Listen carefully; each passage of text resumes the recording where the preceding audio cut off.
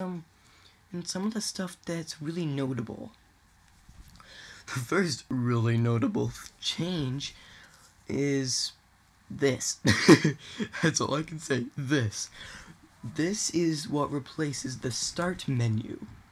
It's basically a start screen, and that's what it's been called, the start screen.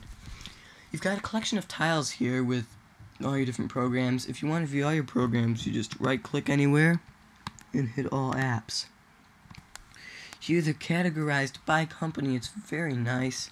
You have all your built-in Windows program downloads here, and then you have to the right programs that are grouped by company. Very fluent, easy to get around. You have your utilities here as well. But we'll go back to the main start screen here. Now, first thing I want to mention, Windows 8, it's obviously a lot different, even just from looking here. But once you get to know how to use it, it's actually very nice. I know a lot of people might not have the time to sit down and learn how to use it, but personally I think it's well worth it, because I went into this very skeptical, but I've come to love it. It's even faster to use than Windows 7. Once you know how to get around it quickly, it's a breeze. For example, I'll just open the new Internet Explorer here. It's taking me to nmsn.com. But it's full screen, beautiful app, very fluent. You have your address bar down here. I'll just go to my YouTube channel. And you can still, here it is. You can still view multiple tabs. You can have multiple tabs open. You can manage your tabs. It's just amazing. It's beautiful, full screen apps.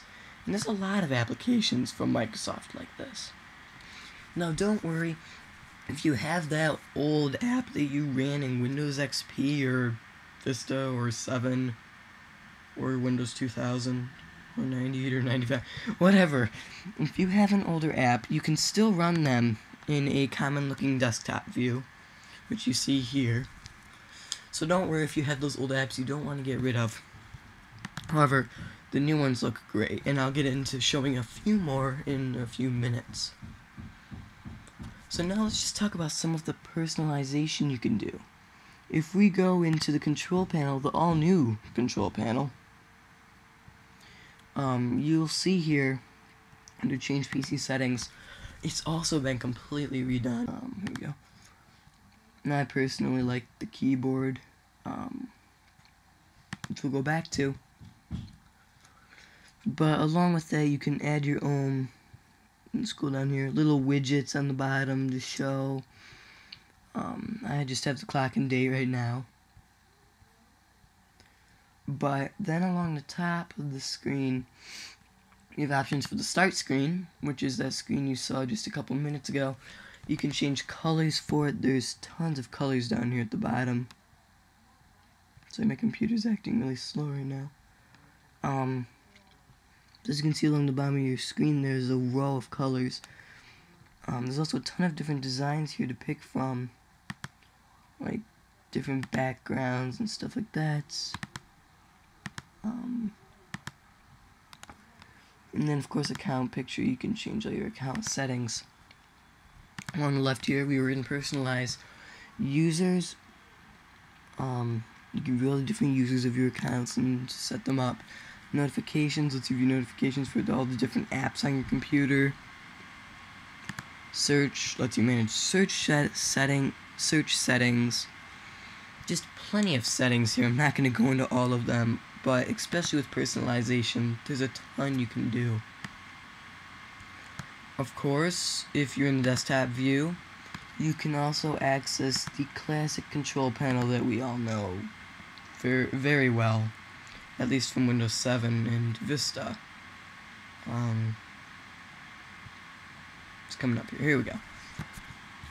This is very common. This is what we've all come to see. You have your classic appearance options as well if you like them. Everything just feels very fluent, however.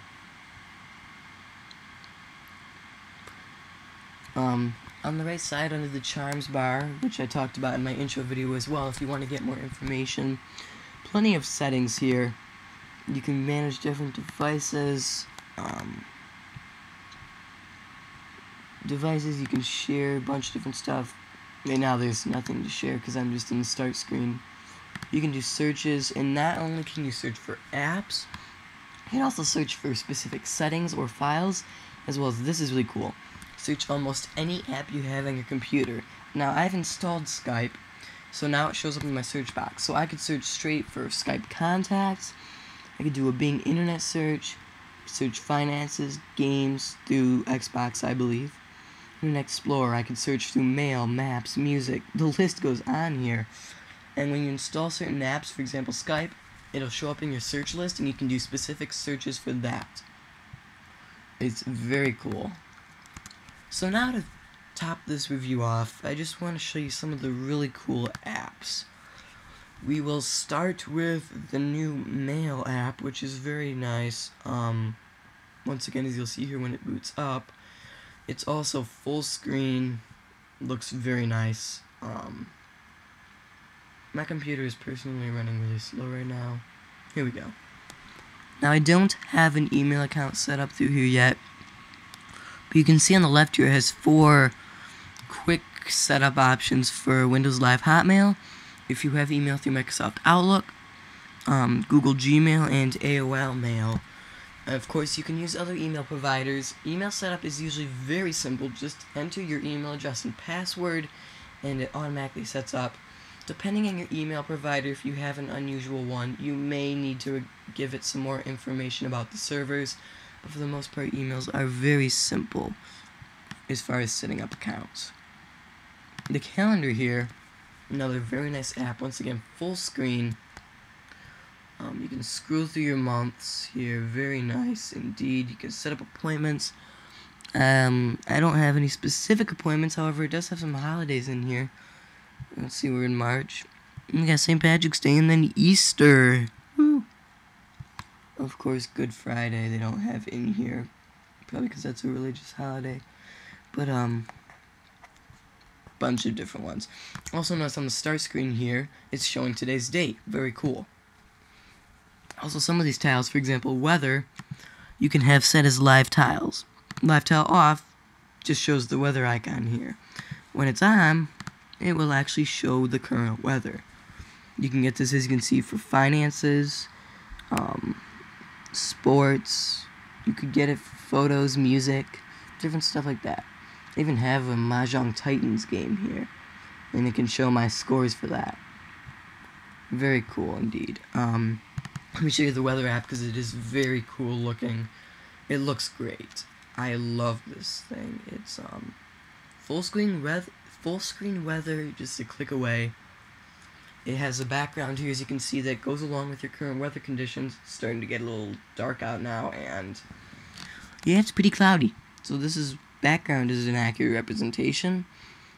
It shows you your 5-day forecast here. You can click this right arrow and it'll actually give you 5 more days, which is very nice. You can click this down arrow and it gives some more information. This is actually giving, if you don't trust their weather, you can actually view weather through AccuWeather and Foresca. I can't pronounce that. But they're 2 different weather services, so it actually shows you the weather for other weather providers as well, which is very cool. If you scroll to the right here, we actually have an hourly forecast. I believe it's 36 hours. We actually have radars and maps. I believe some of these are animated, such as the temperature map. Very cool. Historical weather for rain, snow, and temperature. And of course, photos. Now, where I am, there aren't very many photos taken. I don't know. Maybe that's just an advertisement. That's just an advertisement. But anyways, all the apps in Windows 8 are nice and full screen, at least the ones by Microsoft. Now, if you have an older app, for example, I'll just load my screen sharing software here. This is an older app that was originally made to run on Windows 7. As you can see, it still runs perfectly fine in Windows 8. It just comes up in your common Windows style. So, let's just do a quick recap here. I know I've crammed a lot in, and it may seem a little cluttered, so I just want to recap here really quickly. And I figure no better way to do that than do it in Microsoft WordPad. Now, I thought I had Office 2013 on here. I guess I don't. So we'll do it in WordPad. Now, so a quick recap of Windows 8. The good. I can't type today.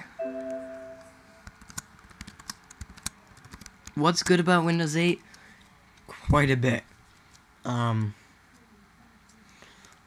new interface, even though it's tricky to get used to, it is much quicker to learn once you start it. Once you learn the new interface, it's much quicker to get around.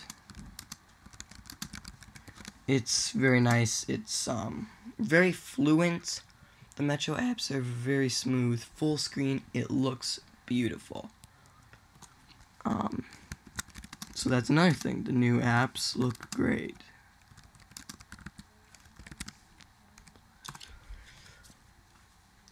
You can still run your old apps.